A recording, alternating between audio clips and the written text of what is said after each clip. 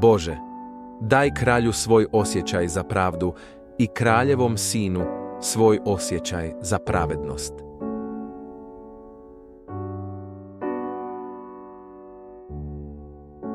Da tvom narodu sudi pravično, da siromašnima dijeli pravdu.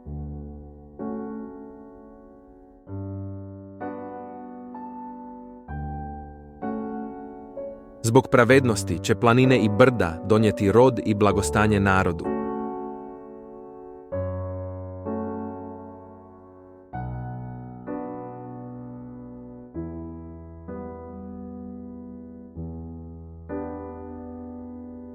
Neka kralj brani siromašne u narodu, neka pomogne djeci potrebitih, neka skrši one koji ih tlače.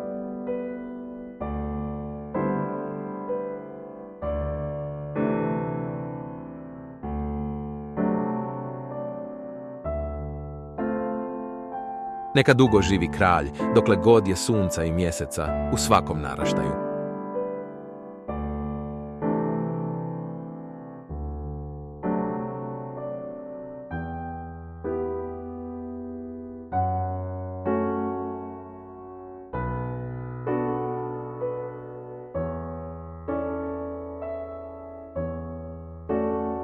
Kralj je kao kiša što pada na pokošenu livadu, kao pljuskovi što natapaju zemlju.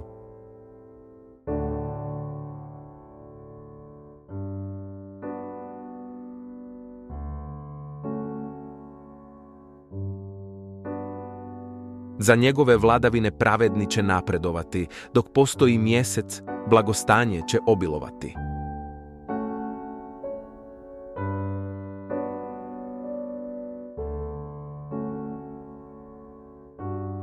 Kralj će vladati od mora do mora i od rijeke Eufrat do zemaljskih krajeva.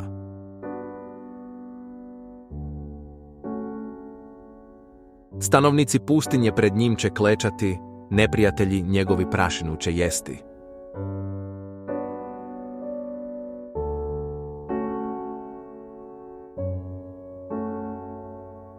Kraljevi Taršiša i otoka donosit će mu danak, a kraljevi Šebe i sebe darove. Pred njim će se klanjati svi kraljevi, služit će mu svi narodi.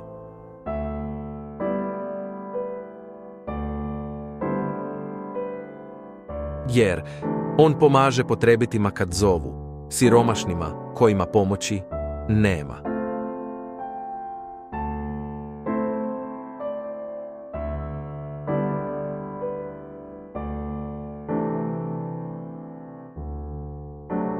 Na slabe i potrebite se sažalijeva i živote im spašava.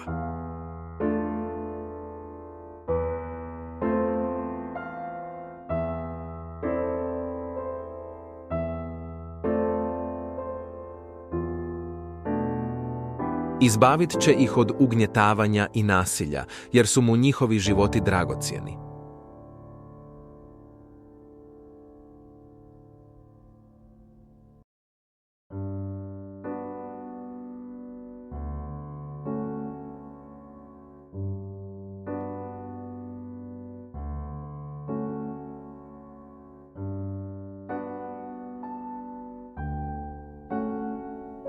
Živio kralj, dajte mu zlato iz Šebe. Neprestano molite za njega, blagoslivljajte ga svakog dana.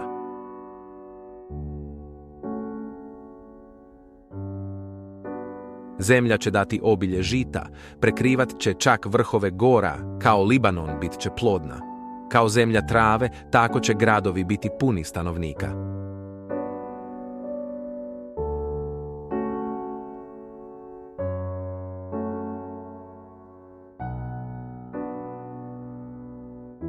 Kraljevo ime bit će poznato dovijeka, sjećat će ga se dok god je sunca. Po njemu će svi narodi biti blagoslovljeni i oni će njega blagoslivljati.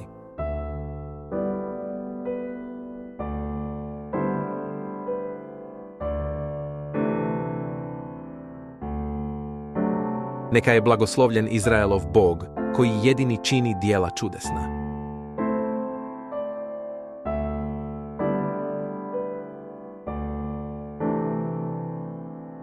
blagoslovljeno njegovo slavno ime dovijeka. Neka mu slava svu zemlju ispunja. Amen. Amen.